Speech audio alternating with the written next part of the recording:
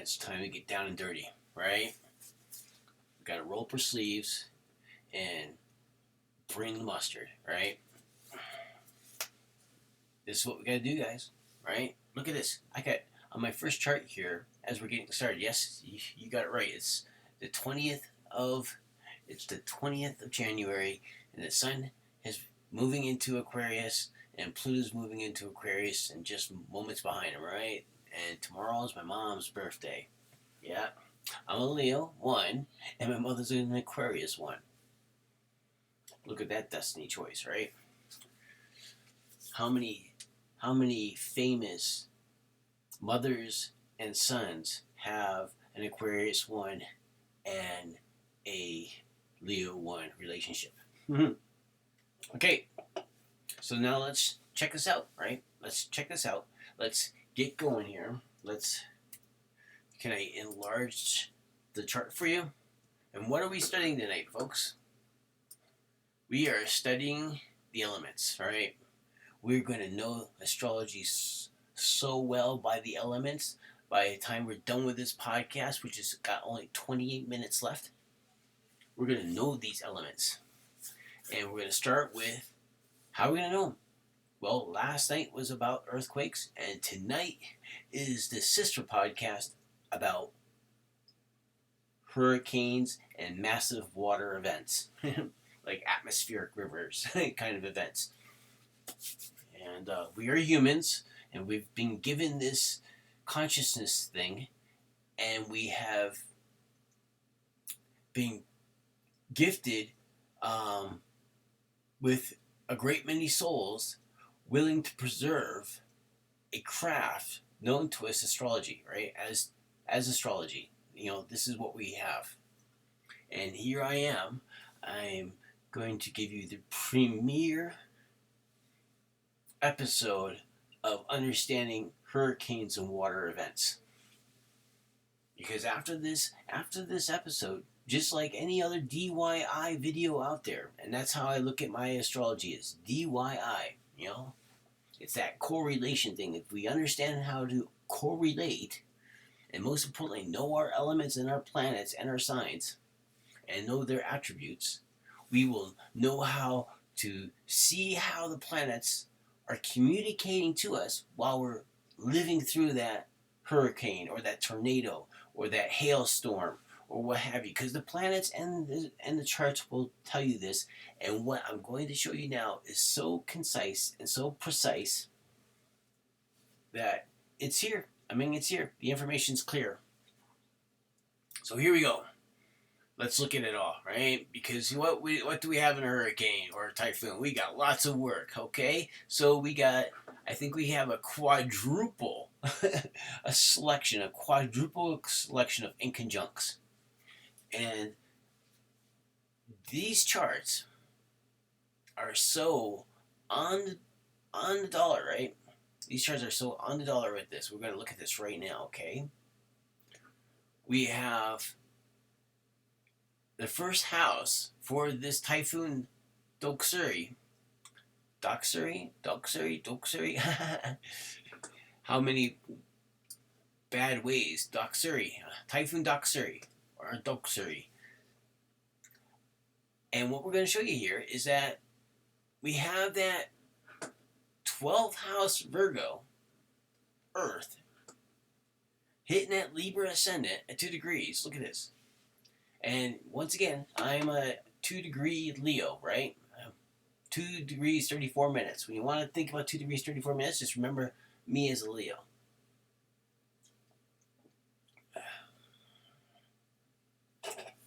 The donation tonight was a Bow Valley Lager. Thank you so much. It's always nice to have a Bow Valley Lager. Bow Valley Lager. Okay, popes, monks, they brewed beers, right? So here we go. Now let's check this all out, right? Because we have on this one right here, we have that Venus retrograde happening. And then Mercury is conjunct to Venus retrograde. And we can look at the squares. Uranus in that Scorpio house, with that Taurus overlap, right? The father likes to make jokes. absolutely talking to us. The incarnation, the node has drifted just on the cusp. It's in that trade over period. The water is on the land. And that's what we have to look at here, right? You're on the shore here over here. This is the east and the west is the water, right? And here you got Aries, Mars, overlapping that Saturn and Venus 7th house. So Mars is just, clashing about. Aries is just clashing about over Libra, right? That's exactly it. And here's Libra. Here's Libra being influenced by that Mars character trait on the first house. And we have that whole entire 2-degree mark, right? I mean, it's 2 degrees. So it's over the ascendant is over the crossover period. Okay? And it's that total, the chart has that total rulership of a sun in Leo at 4 degrees, almost 5, right? And then we have Pluto over here in Capricorn, retrograde, in the crossover period, right? This is where he's at 28 degrees, okay? This is where he's at. And then now, what do we have? We have that moon in the 2nd house, but it's in Scorpio. But it's crossing over to Sagittarius. Isn't that crazy? I mean, what was the next day like? The days to follow while the moon was moving through, that fast moving moon, moving through that fast period of Jupiter, right? That's Jupiter and Sagittarius house, right? Very, very clear charts to read. Lots of work to be done. I mean, it's a typhoon. You have to work harder than a baboon, right? So there's the date again, so you can screenshot it. Now we got Henry making landfall. We're going back in time, guys. We're going to show you how constantly we can look at the events. We can read about them. We can see what these weather events happen. Because remember, here we are, the sun, on this landfall. On this landfall, the sun is in that crossover period from Leo to Earth, right? And we know this. This is why I'm telling you before. We have to have a chart casting system that shows us the Earth, right? Because when the sun is over Virgo, or the sun is under Virgo, or the Earth is under Pisces, because we got to look at this crossover period. This is the landfall. Water coming from the east, landing on the Earth in the west, and there's Uranus causing all kinds of havoc, right? It's so important because we forget where the Earth is doing, right? We forget about this one.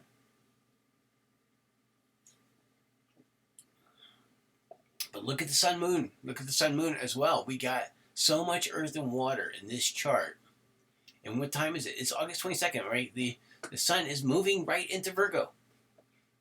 We're moving in the apex of the hurricane season, right? And then the water's piping hot. And look at Jupiter. Jupiter is in retrograde, Saturn is in retrograde, and Pluto is in retrograde for this. And look what's happening there. When you look at this location, and then you look at, it's just, it's the Scorpio, and then the second decan, right? The trade over period, the second decan, Scorpio Pisces, and it's the ocean coming onto the land, right? I mean, the Father is being very clear with us, right? We got that Pluto and Mars rulership. And look at that sickle house, right? Look at that sickle house. There's Mars in the sickle house, Mercury's in the sickle house, and the sun is in the sickle house. We got to sharpen those sickles and, lay down some new structure, right? Holy cow, what's going to happen next, right? And then there's the opposition. The opposition. This is what's so amazing is the moon's right at home, and the moon's moved over Khonshu, not Khonshu. Yeah, Khonshu has moved over. Like he's just moved over Jupiter, right? Look at that dude right at home at Pisces. But look, it's the fourth house. It's a water house. It's amazing when you look at it. When you get to look at these charts. Look at Pluto and the third house activities. You gotta read the articles, right? And then reflect on the charts. There's too many charts, and I want to. I'm giving you light speed. I'm giving you light speed astrology, right?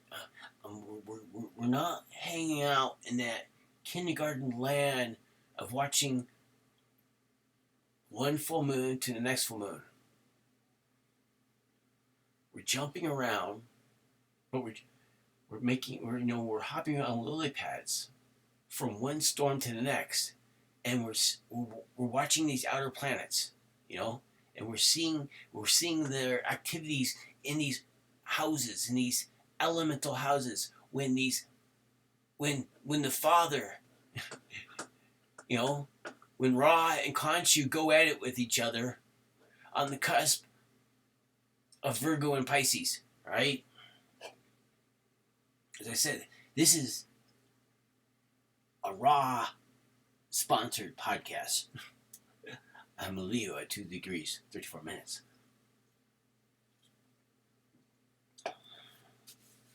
My planets are all running trine, except for my Sun and my Mars, and my Mercury and my Saturn. Oh, the rest of them are all trine. So my road has been pre-built for me, right? I'm just carrying out. It says this in my chart that I'm like a puppet on strings, right? The moon in Pisces is under a spell. And my soul is here to share with you where you can find hell. These are the words I will forever tell. Okay, Hurricane Harvey. Look at this. We have, as I said, I was born on the 26th, right? Pisces. Neptune in Pisces. This is 2017. As I said, I have a great many charts of turning points in human history. And when storms make landfall, Pisces on the ascendant, Pisces in the east, Virgo in the west. Here comes Harvey with all of his best.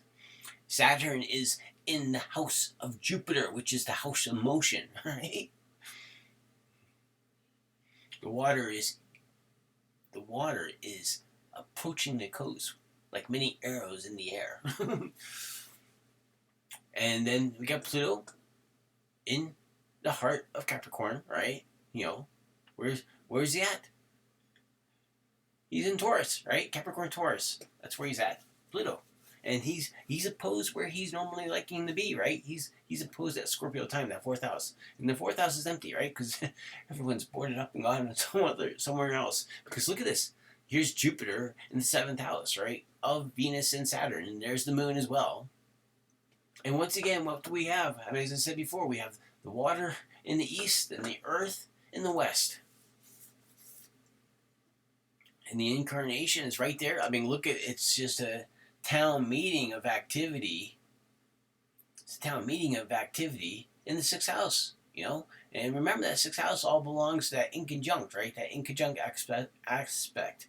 The inconjunct aspect belongs to the sixth house nature, right?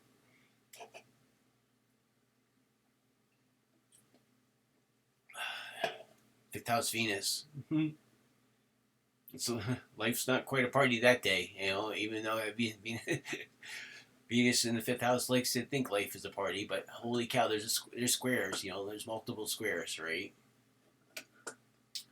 And we carry on, as I said before. I want these podcasts to be direct and complete. Everyone's got their loop. If they want to constantly explain or try to give their best prediction for the moon during the lunar cycles, let them be that way, right? But in all my education in all my education, it states to me that each and every one of us should try and work at being our best astrologer. We should be our best astrologer we can go to. And that's why I'm giving you this. I'm giving you this light speed course of giving you clairvoyancy. And where can we find clairvoyancy the greatest is when there's disruption. When disruption happens, things are out of the norm, right? And it's that partnership, right? Here we are in summer, right?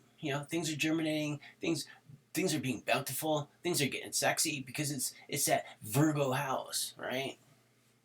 That Virgonian house where the fruit is just getting prime right, and then along comes, a late degree landfall, Katrina, right? And look at the seventh house, because seventh house, as we said before, it's that Venus and Saturn, that Venus and Saturn house, okay? And then we got that Neptune overlap with a whole tire, like a toss Uranus, right? In retrograde. You know what kind of calamity, in catastrophe. Catastrophe. You know what kind of calamity and catastrophe this day was, right? And look at that seven-house partnership, right? And you know how the Sun and Uranus have that kind of like relationship. And as we said before, like when the Sun passes Uranus, when he conjuncts him, when he eclipses Uranus, he pulls him over, right? And here we are at the opposing point. How exact is this date? When we want to look at the Sun at 6 degrees, where's Uranus? It's like 2 degrees out. It's like a waxing, right? The Katrina landfall is a waxing opposition. 3 degrees, not even 3 degrees out.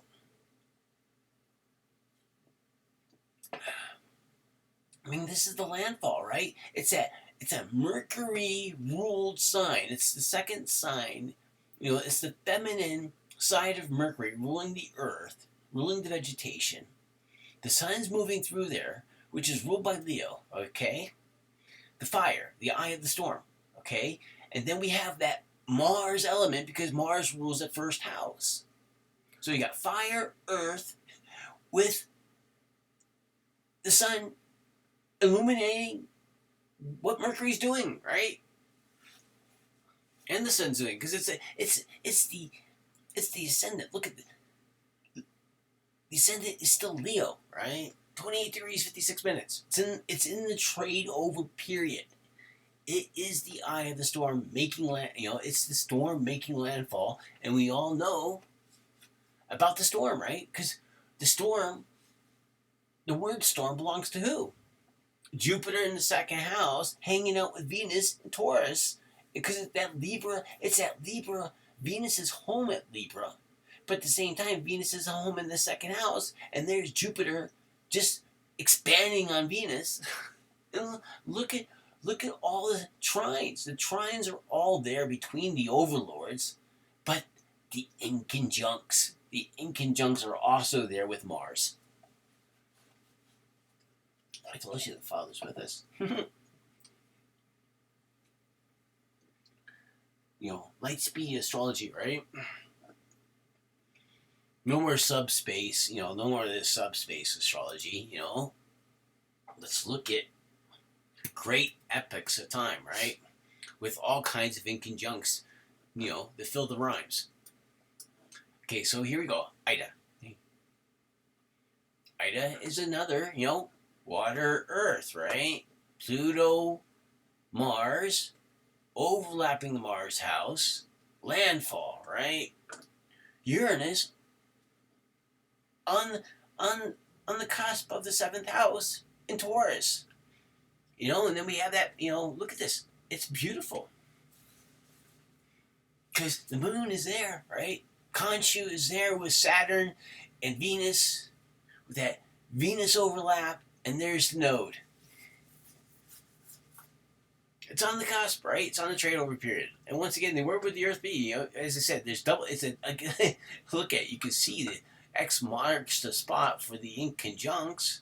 I mean, the sun is in conjunct Saturn, which is the task at hand in retrograde. And then we got Venus in conjunct Uranus, right? Volcanic Venus in her home of Libra, but in the 11th house, owned by Uranus, and she's in conjunct Uranus in her house of Taurus. Doesn't the father have a sense of humor, right? He loves it. He wants to be praised, right?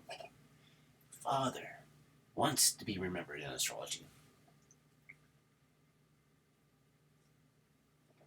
That's why he's drawing the lines, right? He's holding all the dust of the solar system where it's at, right? That's what the father is doing with his magnetics. Mr. Magneto himself, the father, right? Everything we have to do, every single step of the day has to be about the father, right? That's why this podcast is coming to you on the crest of the Sunday, right? We've moved out of Saturday, right? We've moved out of Saturday, now we're on Sunday, and I'm a Leo giving you this podcast about storms, which are ruled by Jupiter.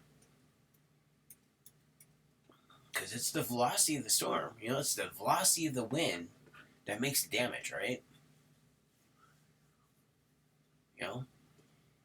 So here we go, Fiona, alright? Here we go, 4 a.m. good old, like, number 4, universal number 4. 4 a.m. Saturday, it's Saturday fall. Look at the 2226, right? It's time to work. And look, it's the 24th, which is 6 again, so 6, and then, 6 again is 12, which is 3, right? The numerology is always there with us, for these storms. They're all karmic residents. Our state officials got their heads so far up there, woohoo! They don't want to admit it's the Father taking wrath on thy country because of the wrath of war and its harm to the innocent bystanders. And that's right. That starts right with us taxpayers, right? The more storms we have, the more difficult it is for us to maintain our wars. Think about it, right? Because here we have Khonshu in the first house, ruled by Mars, Virgo. And once again, Virgo Pisces, Saturn is in that, Saturn the Reaper is in that Aquarius house in retrograde. Neptune's in retrograde in Pisces. Jupiter's in Aries in the first decan, ruled by Mars. And Venus is, and Uranus is conjunct the node, a couple of degrees out, like 3 degrees, and it's right there. You can see where Uranus is. And it's in that 12th house. It's in that 9th house of Jupiter, which rules the storm, right? Jupiter rules the storm. Here's Uranus ruling, the havoc of the storm, right? The disruption of the storm. On the cusp of the 10th house ruled by Saturn, and there's Mars, right? Yeah, the Father's absolutely talking to us, guys. When you look at these charts, and the earth and water is always there, and look at the oppositions, right? There's the Mercury retrograde as well, and look at Venus at home, Mercury retrograde, and the Sun all in that second house. And then we have, and it's that, it's that ascendant, right? The ascendant is Leo on this chart, right? The ascendant is Leo at 27 degrees. This is Fiona, right? Over and over again, I see this, right? I see the spiritual reverence, and I see the losses. Because look at Saturn, right? Look at Saturn in the 6th house, It's a Mercury house. It's a service house. And then there's the disruption sign over it. The water is going to make landfall, and there's going to be that disruption. Now Hurricane Michael. We keep on going through these. We gotta pound it into our head when we see such severe storms and the loss of life and the loss of property, and we know what those belong to. We can't we can't continue to sidestep over these circumstances on YouTube, right? I mean, it's a community. I mean, you got to understand. I mean, I see where other astrologers are missing out on this practice I'm sharing with you, because I've been doing storms. I've been doing storms just as long as I've been doing, because they're acts of God, right? It's one of the reasons why I got into studying astrology, is to find these acts of God, find reason about these acts of God, and find the messages that the Father is absolutely, trying to convey to us when there's this much suffering from a storm, which is ruled by Jupiter in the 11th house. Look at this one. Hurricane Michael, Jupiter's in the 11th house of disruption, Uranus, right? And humanity. We find our humanity through the disruption, right? We find those bonds that we're afraid to make during the disruption.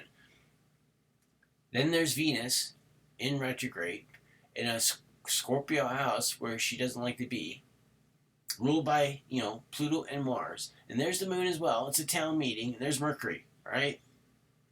And it's a sickle house, right? That 10th house is it? It's structure, And look, Saturn's in full blown. Saturn's in full motion. Capricorn is absolutely, even though, there's this, it's really this Capricorn ascendant, And Saturn's right there. Mr. Sickle himself. He's right there. He's trying, right? It's trying Uranus. They're talking to each other, yeah? We're friends today, And look at this 4th house. It's a retrograde Uranus in the 4th house, and then you have a Mars on the cusp, Aries Mars on the cusp, as Uranus is in that trade over. He's just, he's in retrograde in that trade over period with Taurus. And that's, I mean, this is why you have to do the unequal houses, especially for events. Right, because if you're throwing a full if you're throwing equal charts, like equal house charts on this podcast, if you're throwing it, and you miss the interpretation I'm showing you, because this makes sense. Uranus is disrupting the home, and it's a Saturn. And Saturn's working with a retrograde, because Uranus is in retrograde. He's tearing down, right? The disruption of the home, the home coming off its foundation, right? Because that foundation is Saturn, right? It's so beautiful, isn't it? As I said, life is hardly boring, right? When you can understand these storms, which are ruled by Jupiter, and you can see where the sun is. The sun is he's illuminating, right? He's illuminating. The sun is in the second decan of Libra, right? So we got Libra, Aquarius. Holy cow! That's the Uranus sector. The sun's in the Uranus sector of Libra. And he's illuminating that, right? He's illuminating the disruption. He's illuminating Uranus, but he's also illuminating Venus and Saturn, right? Because Saturn in tradition, Venus and Saturn rule Libra, and there's that ascendant. This is the big thing about it. The sun's conjuncted this. The sun is conjunct the midhaven, right? The 10th house. Look at that, and then you got a town meeting in the 10th house, and Jupiter's just hanging out on his own, doing his, he's letting his wind go. He's letting his wind blow in that house of Uranus that's got plenty of lightning bolts to, find designations for, right? Destinations. Plenty of lightning bolts to find destinations for Uranus. And in Uranus is 11th house, excuse me. My fault. I get a little excited. My tongue gets twisted when I get a little excited with how beautiful the chart is when you're looking at it, right? When you hear my voice, right? Because I look at them and, I give a brief through and I can see where they are. I see where all the energy, before I do this. And then when I look at it again and again and again, and I see more overlaps and more mixing of the stew, right? Because it's over and over here. Here we have Virgo on the overlapping a Pisces 12th house. We have that Virgo overlapping a Pisces 12th house, and then we have Neptune overlapping the Virgo house, with Pisces, right? Because that's an Earth. That sixth house is an Earth house. That's a place where we get our chores done. And there we have Neptune and Jupiter there on this Hurricane Nicole landfall. Here we go, landfall, right? And look at the second house. Look at the second house. It's absolutely hilarious. We got the second house. The sun is in Scorpio. That little Stingerville. And then we got Mercury there, being the detective that he is. And then we got Venus just wanting to find Sagittarius as quick as she can because she's got these two other guys coming breathing at her back, right? And that Venus in her house, but with that Scorpio, that Pluto and Mars overlap, right? How many keywords can we find that will make the story just so right? All you have to do is look up the storm, read through it, look at that second house, right? Look at the opposition to Uranus in the 8th house, ruled by Pluto, with the Taurus overlap, right? It's the elemental storm. It's the elemental storm astrology, right? The astrology of elemental storms, right? And bank account tragedies. We're not laughing at these people, right? I've been through it. One of the reasons why I live where I live, there's just less of these types of storms in the town I live at. I went to university in Philadelphia. I was there. I went to university. I was in second grade through fourth grade in Delaware. My mother moved around a lot, right? My mother is, a 1 degree Aquarius, right? She's born on the 21st of January. You think about my mother, right? I think she had a moon in Aquarius as well. Holy cow! It was the end of the world at every single turn, and her only cushion, her only crutch was the Bible, right? So moving forward, we're going to go back in time now. That's where we're going. We're cleaning up this podcast,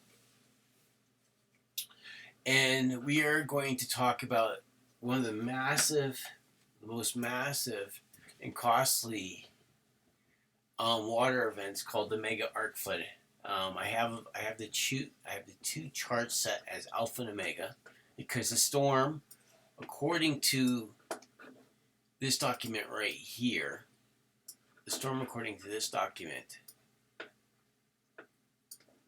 says that basically it pretty much peaked around the 12th. The period was about 43 days. This is what we have. This is how it looks.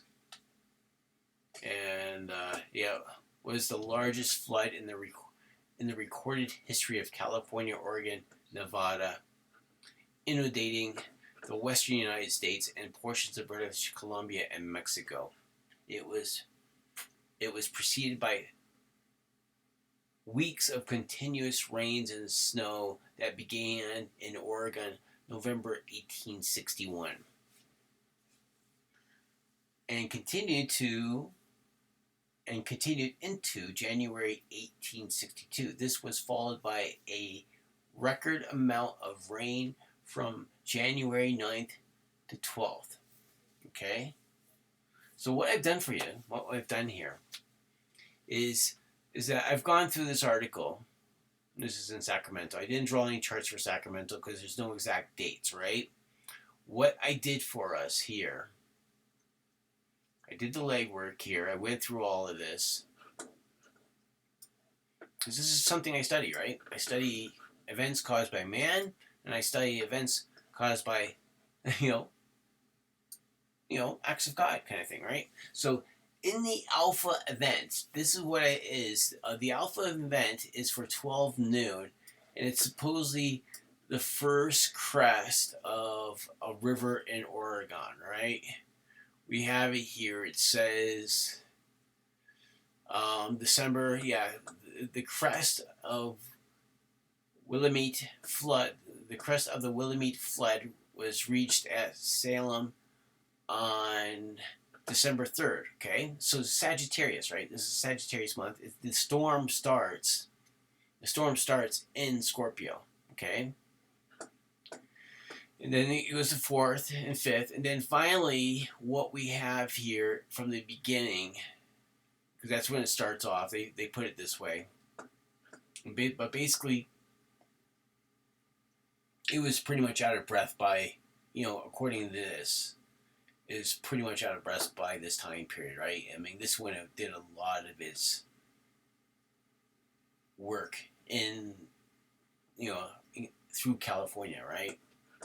It's crazy, like how much water is like 10 feet of water. The event dumped an equivalent of 10 feet, 3 meters of water in California in the form of rain and snow over a period of 43 days. So what I got for us here is the time, the dates, the actual dates, right? I got from the 3rd of December, because that's when they actually started writing about things, It was raining and it was doing this series, but they never saw what was coming, right? I mean, these people are new here, right? They're new on the coast. They had no idea where they're moving to. And I think there was about 4,000 people that died. I think 1% of California's population actually died to the event. Okay, so here we go, right? Look at his foundations, pillars. As I said, monster is Uranus. Foundations is Saturn, right? Sweeping would be Jupiter. Broken would be Saturn. Fragments. Vortex of ruin, right? Holy cow, Saturn, right? And massive amounts of Saturn. Now let's look at these charts, right? Because we can see the article. I'm showing you the article here, right? It's very simple to find on Wikipedia. The Great Flood of 1862, right? This is what it's called. All right, so what I'm bringing forward here should absolutely blow your mind, right? Because it blew my mind when I saw it, because I just did, 12 noon for the alpha, right? It's in putting the sun up in the sky, 12 noon, right? The Midhaven's at 14 degrees. This is for December 3rd. I mean, the flood, pretty much the river, they're knowing that at this point, I'm pretty sure they're knowing that the river is going to crest that day. And look at this. I want to show you this. It's very difficult. I will have to put this into 2 of my charts or 2 of my playlists, because in this alpha, in the beginning of this, what do we have, right? We have a crossover ascendant, Pisces, the cresting. The land is in the west, and look what we have. Jupiter and Saturn have made their conjunction days ago. Maybe in the early part of November, perhaps. I'm going to go back and look at that, right? I wanted to keep this, but you could do it yourself as well, because these are the Jupiter and Saturn. When everyone is doing full moon cycles and new moon cycles and all this other stuff in astrology, and nobody else is even daring to be me, right? And what is me? As I said before, and that's how I knew about this. This is how I knew about this arc event, is because I was tracking. I'm tracking the years when these two get together. And that's how I discovered this event right here. That's why I had to show you all these charts coming up to this. Because here's Saturn and Jupiter, right? Jupiter's the storm. Saturn are the pillars. Saturn are the broken bones. Saturn, there's this negative side and this positive side with every single planet, right? And here we are, we're in this earthy feminine house, right? It's a negative, it's considered being a negative house, right? Where Libra is supposed to be a positive house. There's always these, you know, there's always these instances that we want to tag with these signs, what have you. And look at, I want to show you this because here we go, Virgo, Virgo Taurus, or not Virgo Taurus, sorry, Virgo Capricorn, Virgo Taurus, right? Venus. It's Jupiter and Saturn in a Venus sector of Mercury, right? Of a Mercury ruled house. And it's finance, right? What did this thing do? This thing was absolute mayhem. It cost, as it says here, it cost all kinds of money. It was like the biggest event they've seen. It would be billions of dollars in today's, but property damage, 100 million or 3.1 billion dollars, right? And look at this Jupiter and Saturn in this Mercury and Venus. Look, it's the Mercury and Venus and Saturn. Like, this is why we have to look at the charts this way. That's why we have to look at these overlaps. And look at Chiron. Chiron is there on the ascendant. Neptune is at home in Pisces, but she's getting ready. Like, she's getting ready to cross over, but she's retrograde. She's not crossing over. She wants to sit there. That Pisces, a very powerful spot, right? You know how powerful the last degree is. 29 degrees. You know what that 29 degree mark is all about. In the first house, ruled by Mars, right? But Pisces overlap. First house of Mars, which is, the water's moving. The water's cresting Mars, right? Cresting. It's the ascendant, right? And there's Chiron. And doing the same thing. Like, look at what he's doing. They're both doing, once again, there's this semi-sextile hood, right? There's the semi-sextile hood of the, and we all know what Chiron is all about. We all know what Neptune's all about. And look at Pluto, in its partnership sign of, Taurus, in retrograde at 8 degrees. 9 degrees, wants to be 9, right? And Uranus is in the air sign, at the apex of Gemini, Gemini, Libra with Venus and Saturn. And there's Uranus, electrical Uranus, and that Venus and Saturn decant of Gemini.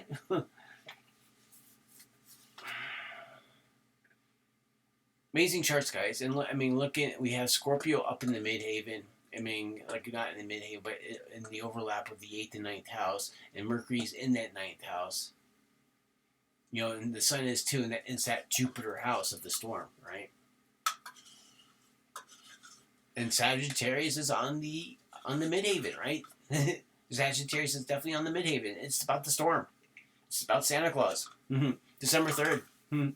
Santa's coming to town. And look, if we have Jupiter and Saturn come together.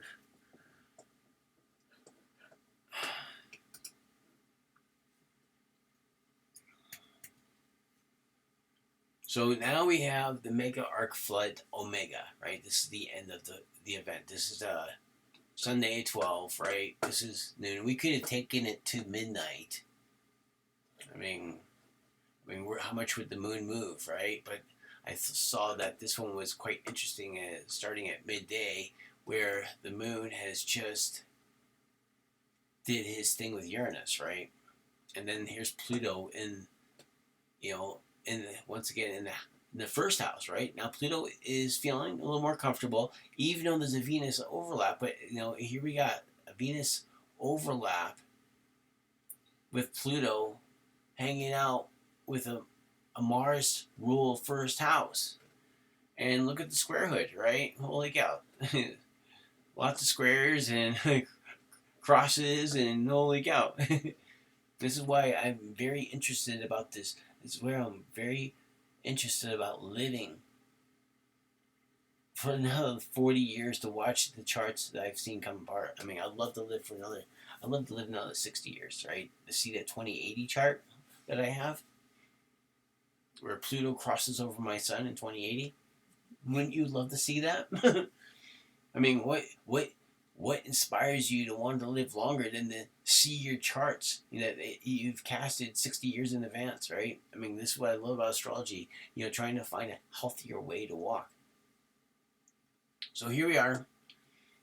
This is the end of it all. Look at this, 22 degrees Capricorn. There's a good old 26. The Father's talking to us again. He's giving us a little thing here. And look at this descendant here. This is how I know that the Father's talking to me when I give you these charts, okay? Because here I am, an astrologer that wants to deliver to you a whole collection of charts from before the birth of Christ all the way to 2080. Because these are all the charts I have. And this is just one event. As I said, I'm digging around.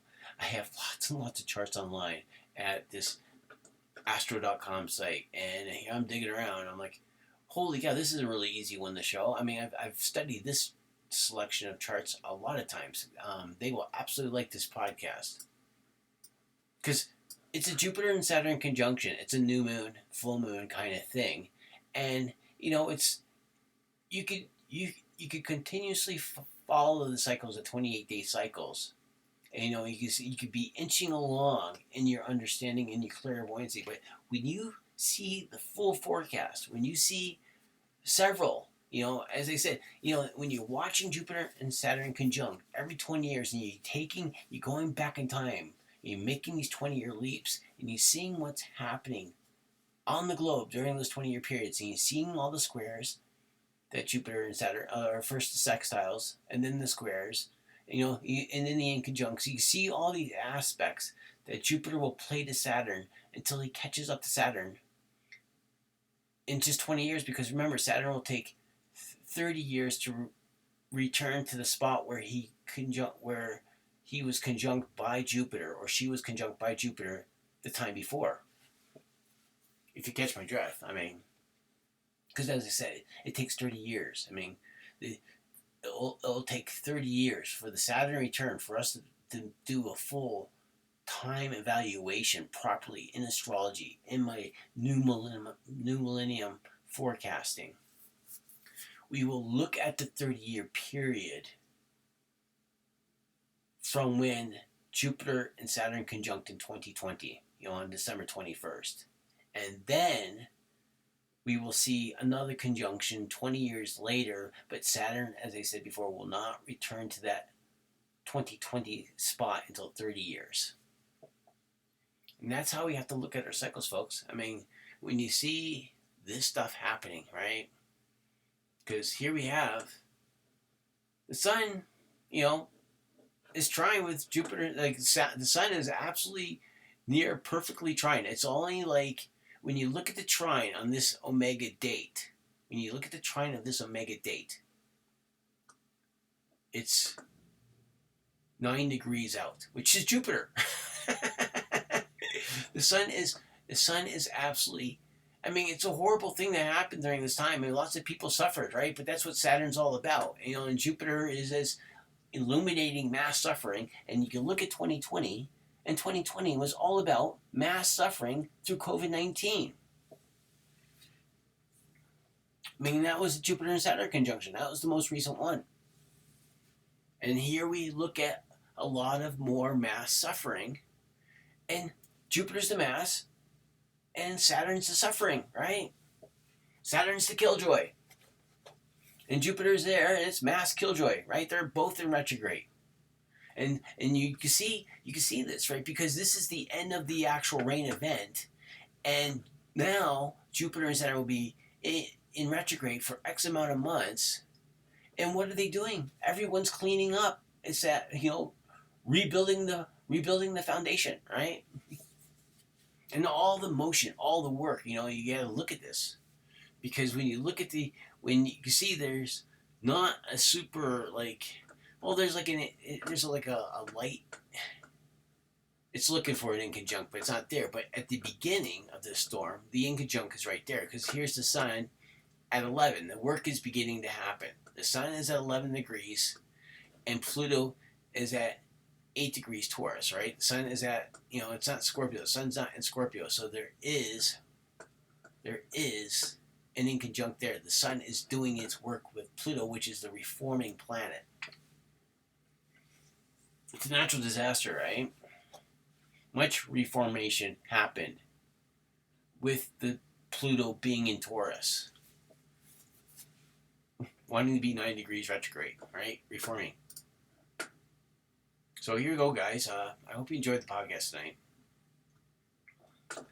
It's, once again, I mean, during the day, things are going on. I mean, I look at what the news is and stuff like this, but at the end of the day, it's always, when my mind's relaxed, I mean, all I need is a few moments, and then I know which selection of charts to pull out of my archive to show you in a pretty organized fashion, A to B. And we've learned more. We have learned more about cycles of time than a monotonous forecast between the new moon and full moon cycles that a lot of other astrologers are doing. I decided I did not want to go that route. I wanted to show you this meat and potato stuff, that this higher education, and getting you off of that. Because that way you could learn more. You could see the trends, right? You could watch the trends, because the rain started in Scorpio, which is a water sign, right? And then, during that Sagittarius moment, right, when you look at this, while the sun was in Sagittarius, it was illuminating Jupiter, right? And Jupiter's a storm. He's illuminating that time, right? And then there's the trade over energy. And look where the sun is, right? The sun is almost done with Saturn, right? It's that Holter Christmas time period, because, as I said before, the gift, the motion of the gift moving under the tree for the new year is Jupiter. And then the care of the gift after you unwrap it. And that's exactly what this storm does. And the storm kind of like unravels what you're trying to do. And look at it, it's 22 degrees, right? There's Mercury as well. I mean, and this is when they said, it was pretty much, by the end of the day. But, during the day, the sun would actually basically consume Mercury. And this is the high noon experience, right? But the sun would consume Mercury in the next day and leave Mercury in the tailwind, like that. The sun would actually pass. Mercury must be going very slow. You can't outrun the sun in this day. Look, I'll let you go. And I hope you got lots out of this forecast. I mean, this really should help you a lot with, dissecting the trends that are coming, because we have squares what we have to look at, right? We have these, as I said, with Jupiter and Saturn, we have to look at the sextile and then the square. Well, first the Jupiter and Saturn will have semi-sextile, then it'll have the sextile, then there'll be the square. And then there's the opposition, right? But there's the inconjunct before the opposition. We get to look at every single aspect, and we know how it's working, because that dragon, right, is moving through Aries, and this is our insight that we'll have, like the amount of clairvoyancy that we will build in the next 6 months. Because we're going to watch Jupiter work, right? We're going to be able to watch Jupiter move through these signs over the next years, and we can watch these coming up aspects that happen after the conjunction, right? Because remember, he's lapping Saturn. I'll talk to you later. And it's 12:24, and it's been well over 30 minutes. Talk to you later.